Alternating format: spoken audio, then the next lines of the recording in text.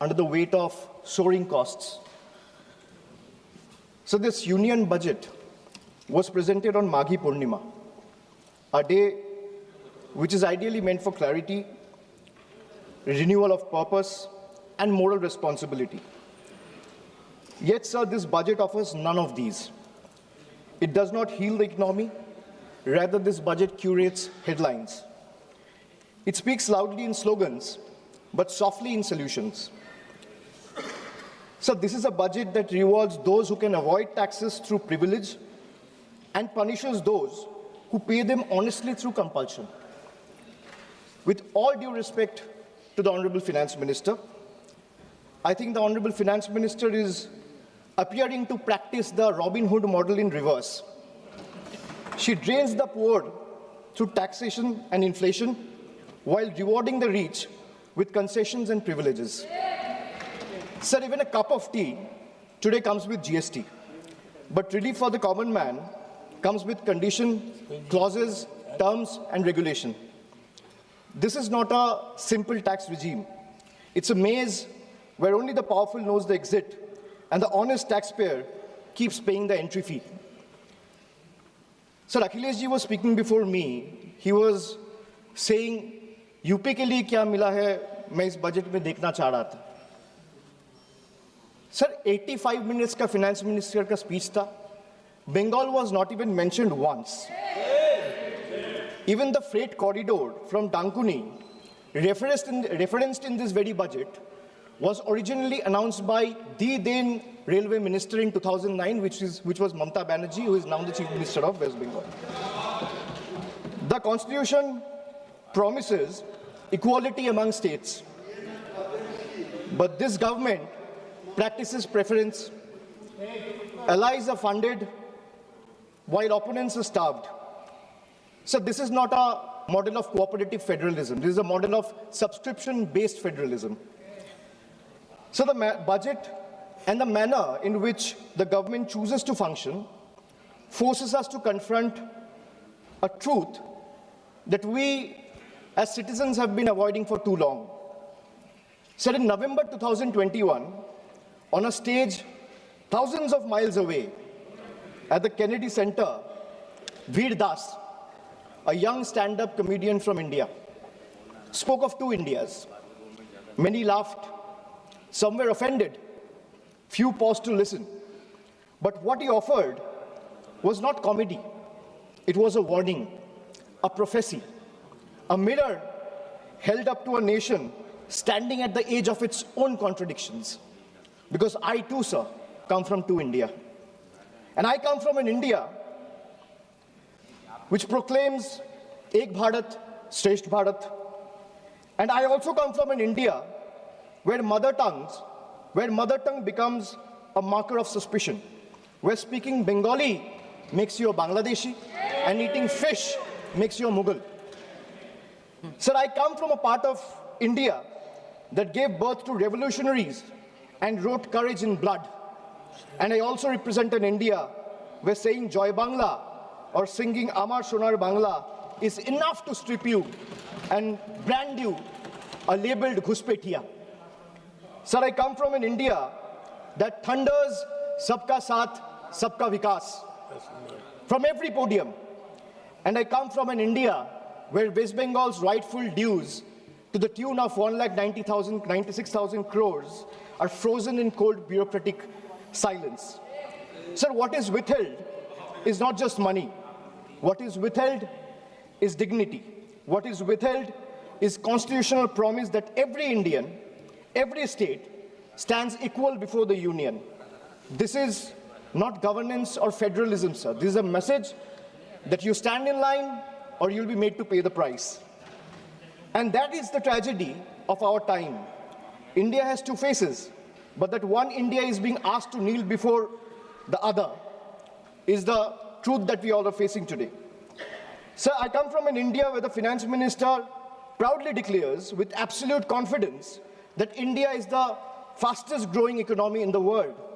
And I come from another India where Bengal, after contributing 6.5 lakh crores in taxes in just last 7 years, is systematically denied its rightful share.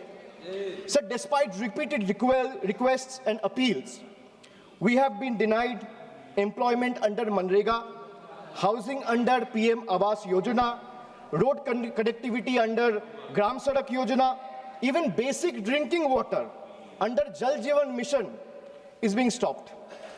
So I come from an India that boasts of maximum governance, minimum government. And I also come from an India where governance means abandonment, where the poorest are forced to fight for roti kapda makan, where wages are held hostage, where houses are sanctioned on paper but erased in practice, where even drinking water becomes a bargaining chip in a political vendetta. I come from an India where farmers are stopped at the national capital with nail embedded in the roads with concrete barricades. And I also come from an India where terrorists can enter the national capital and carry out blasts killing 15 innocent people. I come from an India where we are told, and I quote, India's borders are safe and they cannot be violated. A promise that is made from the highest office. And I also come from an India where that promise lies in ruins. Terrorists crosses our border, infiltrated heavily guarded militarized zones like Pahalgam, and gunned down 26 innocent civilians under broad daylight.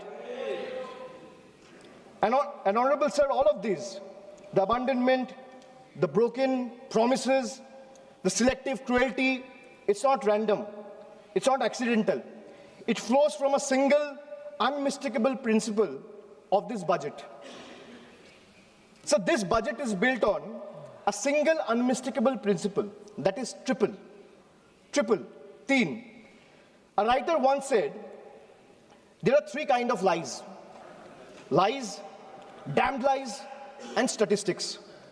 Modern India lives with three certainties: pressure that mounts, taxes that multiply, and trust that is betrayed. So today, India lives under triple pressure, triple taxation, and triple betrayal, triple. So let me place before this August House my 10 principles of triple. Sir पहले है triple tax trap. एक आम इंसान को लगता है मैं एक बार इनकम टैक्स दे रहा हूं, but I will explain to the chair and share with this august house that how a common man is being taxed 3 times over, not once, twice, but thrice. So the first blow is the income tax. The salaried citizen pays tax even before the salary reaches his bank account. There is no escape, no negotiation, no adjustment made for inflation. In today's India, honesty doesn't pay, it costs. So number 2 is GST. From the first biscuit with the morning tea to a school notebook, from sugar and spices in the kitchen to the electricity bills, from hospital expenses to medical expenses, from soap in the bathroom to the software at work, indirect taxes follows everywhere. Sir, जहां सरकार की welfare schemes नहीं पहुंचती है, वहां भी GST पहुंच जाती है. The government celebrates record GST revenue, but this number do not reflect growth or prosperity. They reflect a system squeezing revenue from consumption, often from necessity, not choice. So third tax is inflation, the most silent tax of all. The tax that rises without permission and collects without responsibility.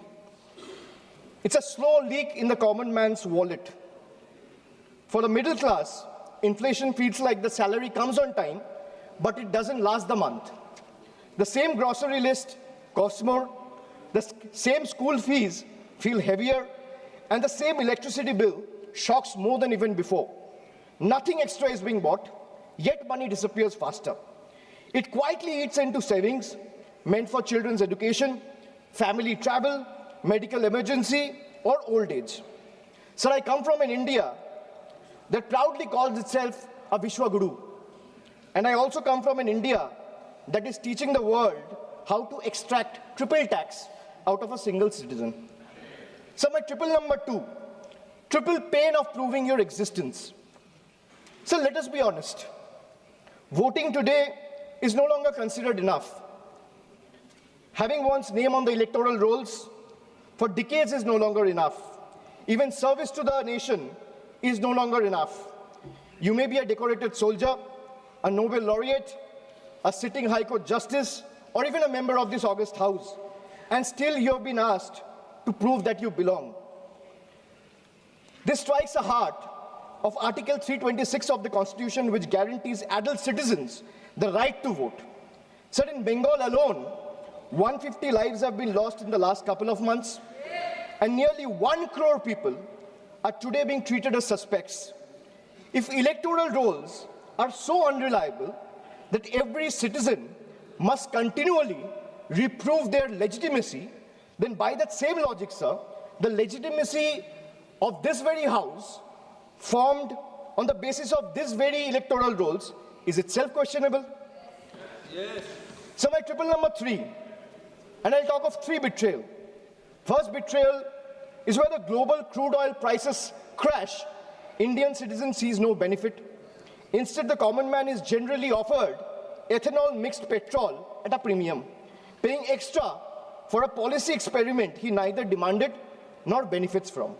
My second betrayal, the government boasts of bullet trains, which Akhilesh ji has also mentioned. While fancy trains make the headlines, only 4% of the network is safeguarded with Kavach, leaving ordinary travelers exposed to risk. Third betrayal. So the ordinary Indian doesn't ask for any miracle. They ask for clean air to breathe, clean water to drink, safe roads to return home, and affordable health care while life falters. Even these simple hopes remain uncertain. An ordinary citizen pays income tax to buy a vehicle.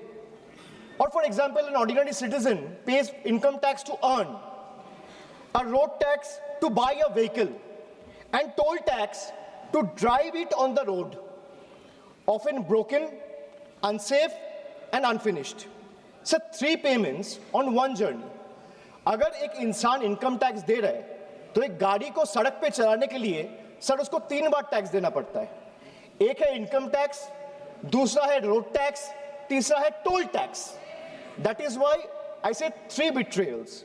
So now I'll come to triple bonanzas for the rich. So this budget reveals a clear pattern. First, a triple bonanza for the elites and a triple lock on the poor. So top 10% of this country now corner 57% of nation's income and 65% of its wealth, while the bottom half survives on just 6.4%. In this economy, money earns money, but survival earns nothing. Second, so if you look at taxation and support, foreign cloud giants are handed tax holidays, while Indian MSME, the very backbone of employment, are left empty-handed. Sir, relief exists on paper, but in actual distress exists on the ground. Third, corporate India gets red carpet, easier property rules, wider equity access for NRIs and massive infrastructure promises, but the result of these government policies is not competition, it is concentration. Oligopolies flourish, entry barriers rise, and ordinary entrepreneurs are kept outside the gate, watching cronies grow richer with the union's support. Sir, I come from an India where wealth is applauded as a virtue. And I also come from an India where survival itself is treated as ambition. I come from an India where policy quietly opens the gates for the powerful. And I also come from an India that stand outside those gates with hands folded, backs bent, hearts heavy, and eyes raised, hoping that one day these gates will open for them too. Now my 555, farmers. So the budget completes a cycle of betrayal. Every day, nearly 30 farmers dies by suicide. Not because they failed, but because policy failed them. 5 years after the historic farmers' movement, which saw 700 lives lost, the union government has still refused to legalize MSP. Promises were made at protest sites, Assurances were echoed in Parliament, but delivery never followed. And now, adding salt to the injury, the government has now announced a trade deal with the United States that will open Indian markets to heavily subsidized American farm produce. The deal may benefit American farmers, but it will depress prices, destroy competitiveness, and further marginalize Indian farmers who struggle without MSP protection. So this is not a trade policy. This is an abandonment of our Anadata. Sir, I have a tweet right in front of me, which I want to show or place before you. Sir, Secretary Brooke Rollins, who is the Agricultural Secretary of the United States, she said, and this is 5 days back, on the day when the trade deal was announced, she's clearly saying, new US-India deal will export more American farm products to India's massive market. In 2024, America's agricultural trade deficit with India was 1.3 billion. India's growing population is an important market for American agricultural products, and today's deal will go a long way to reduce that deficit. So this is not my tweet. She clearly says, thank you, President of the United States, for once again delivering for our American farmers. If the government doesn't agree with a tweet, so where is the disapproval letter, or where is the communication that the government has sent in protest to the tweet that has been sent out 5 days back? Sir, America का agriculture secretary कह रहा है इस deal से America का किसानों का फायदा है, इसीलिए हम अमेरिका का सभापति का धन्यवाद करता है. And the Indian government or the union has not written a line in protest of what the agriculture secretary has tweeted. So now I come to youth. So the much publicized PM internship scheme was allocated over 10,800 crores. Less than 5% of the amount has been utilized. Similarly, the PM Young Achiever Scholarship, which was meant to uplift the talented students from marginalized backgrounds, saw 31% of its fund go unused in financial year 25-26. Sir, if I speak of women, more than 86 women are raped every day in this country. A number that reflects systematic collapse, not isolated crime. Sir, Bengal exercised its constitutional authority and passed the Aparajita Bill, a stringent anti-rape law providing the strongest deterrence against crime against women. So the bill was duly sent to the union through the governor about 18 to 19 months ago.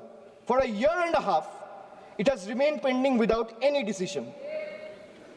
So when a democratically passed law maintained to strengthen protection is left in a limbo, it expresses a lack of intent.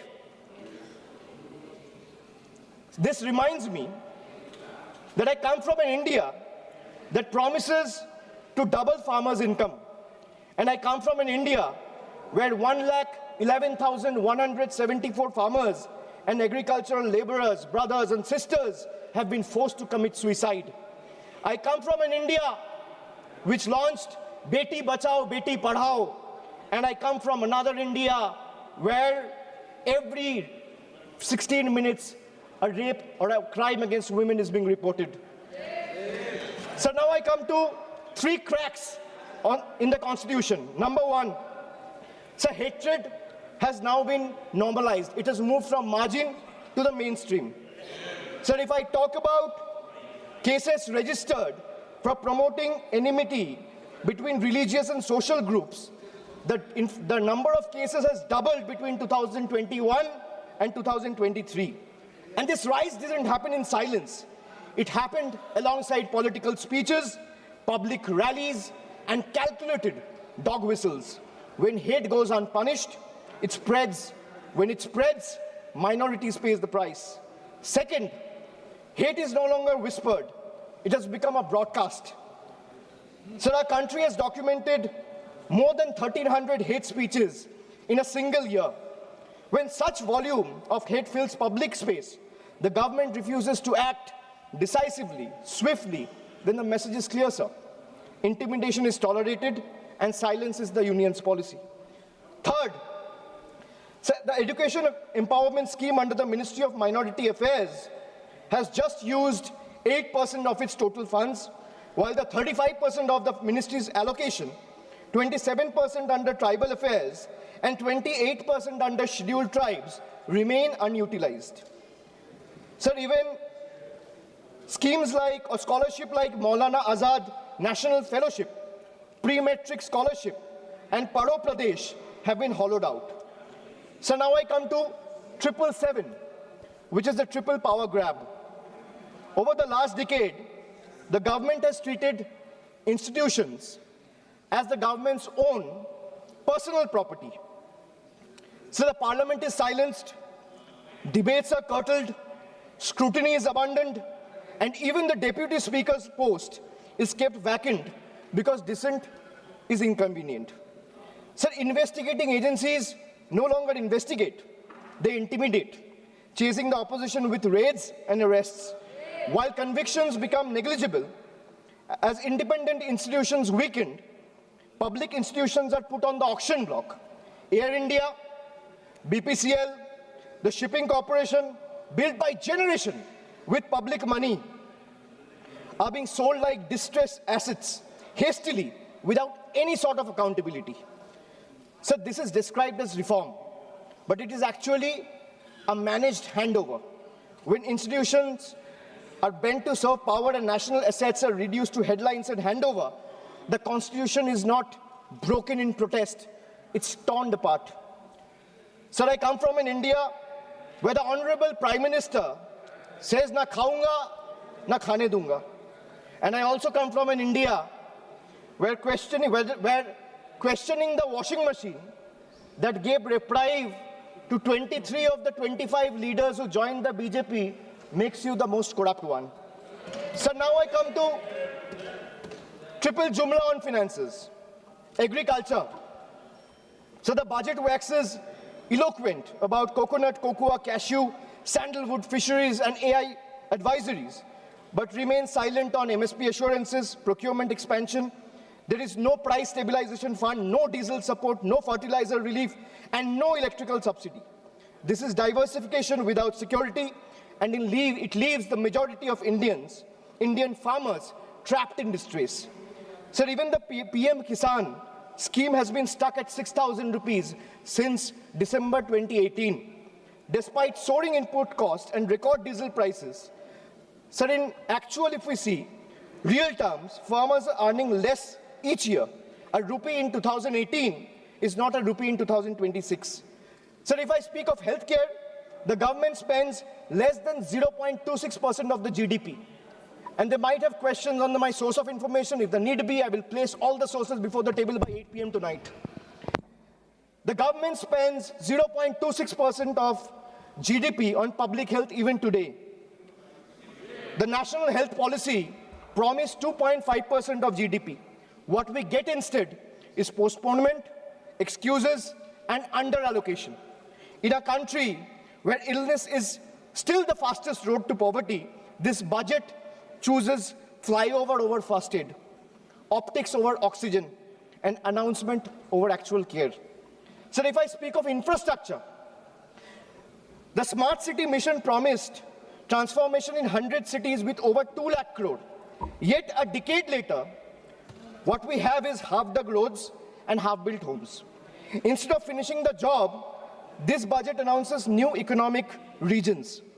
So under the Jal Jeevan mission, funds were cut by 74%, forcing states to pick up the bill. In higher education, 55,000 crore is spent on management, but 2.68 crore on infrastructure, not even enough to build a world-class lab. So now I come to my 999, the triple truth trap. And what I mean by truth is, the accountability on the government, sir, primarily rests on 3 pillars. One is the RTI Act, But when I speak of transparency, it diluted the RTI Act by expanding personal information as a ground for refusal. Sir, if you speak of PM cares, the PMO claims it lies outside the purview of RTI because it's a private fund. A fund that is created by public authority in a public office with the money of the people is being claimed as a private fund. There's no accountability. Sir, NFHS and NCRB data has been frozen because welfare still runs on census 2011. Sir, if I am to summarize the budget from the perspective of three stalwarts, B.R. Ambedkar warned us. What is the moral verdict of the budget? If we were to look at it from the perspective of Dr. Ambedkar, Gandhiji, or Swami Vivekananda, Dr. Ambedkar warned us that democracy is not just institutions. It is a constitutional morality. Gandhiji taught us economics divorced from ethics is violence. Swami Vivekananda reminded us that a nation cannot rise by crushing the weakest. Well, this budget violates all three. In today's India, sir, tax does not follow income. Tax follows life. आज के भारत में tax कमाई के पीछे नहीं, जिंदगी के पीछे है, चलता है, sir. I will give you a small example.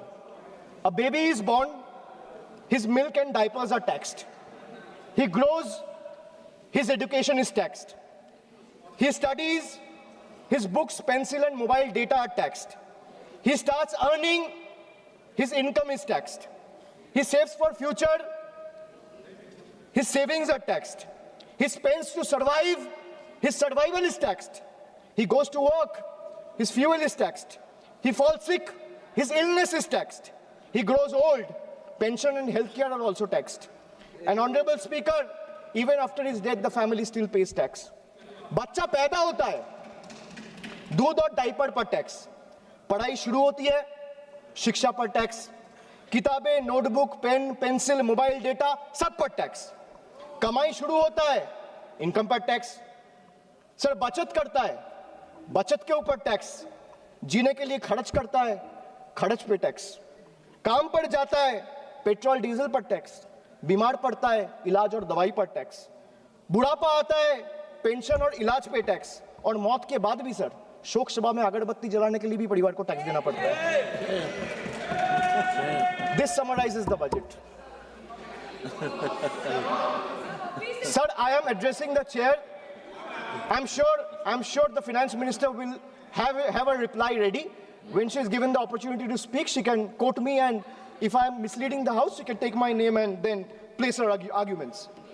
Sir, from a baby's first milk to a citizen's final farewell, this government taxes life at every step. जन्म से लेके अंतिम संस्कार तक हर कदम पर टैक्स. ये रिफॉर्म नहीं सर, ये लाइफ टाइम टैक्स ट्रैप है. Sir, now I come to 1010, मेरा लास्ट ट्रिपल. मैंने 9 ट्रिपल का बात किया, अब 10वां कर रहा हूं. Sir, I will and with 3 dates, 3 moments of history: 2016, 2021, and 2024. 3 elections, 3 verdicts, 3 decisive defeats for the BJP in West Bengal. And after this triple defeat, a 4th one is no longer a warning. It is approaching. Sir, मैं ज़्यादा घुमाऊंगा नहीं. Let me come straight. Sir, the government want to punish Bengal. Let them proceed. We won't bow. You want to freeze our funds? We will persist. मैं क्यों कह रहा हूँ persist? क्योंकि पीएम आवास से लेके, सड़क से लेके, मनरेगा से लेके सारे पैसे बंगाल के पिछले 5 साल से ये सरकार ने रोक के रखा है. प्रधानमंत्री ने आत्मनिर्भर भारत की बात किया है, हम स्वनिर्भर बंगाल क्या होता है काम करके दिखाया है. So you want to punish Bengal? Proceed, we won't bow. You want to freeze our funds? We will persist. You want to profile and persecute our youth? We will protect them. You want to starve our schemes? We will sustain our people. Bengal's spine was not ever bent by surrender, nor softened by sermons of hate. It is forged in struggle, tempered in sacrifice, and is not for sale. Go ahead, send your audits. We will answer them. Unleash your agencies. We will confront them, delay our clearances. We will chronicle every day stolen, every stolen day. But remember this, files can be frozen, funds can be stalled, voices can be suppressed, but memories can't be erased. And when the people rise and the ballot breaks the silence, we will settle the final account. You will wear the mask of the union, we will raise the mirror of the people. And when truth looks back, power will bend and we'll have to blink first. So this reminds me again that I come from an India that celebrates labor as a backbone of the economy, the hands that build our highways, factories, ports, cities, this parliament. But I also represent an India where that very labor, when it travels from Bengal, is no longer seen as a labor, he's seen as a suspect. Punished for the language he speaks. I come from an India where Northeast is proudly called Ashtalakshmi. And I also come from an India where Manipur bled for 864 days and the Prime Minister found no time to visit. I come from an India that derives its vocabulary from Ishwar Chandra Vidyasagar. And I also come from an India where Vidyasagar's bust was vandalized by ruling party at the center. I come from an India where we worship Ma Durga as Supreme Shakti. And I also come from an India where Ma Durga's ancestry is questioned by BJP leaders. Sir, I really come from two India. And honestly, I'm tired of explaining this house which India I belong to. Because the truth are, they both exist. And until and unless we acknowledge the second one exists, we will never be able to be the first one we claim to be. So budgets can divide, politics can polarize, power can pretend, but there's something deeper than budgets, older than governments, and stronger than fear, which is the moral imagination of the people. When institutions weaken and language loses its faith, it is our literature, our culture, our shared memory that rises to remind the nation of who it is and who it must never cease to be. So I finally return to the Constitution. When you open the Constitution, it opens with the words, "We, the people of India." It's not a ceremonial phrase, it's a declaration of sovereignty. It's a reminder that power flows upward from the people, not the other way down. That governments may rule, but people remain the supreme. That sentence is not meant to be recited, it is meant to be lived.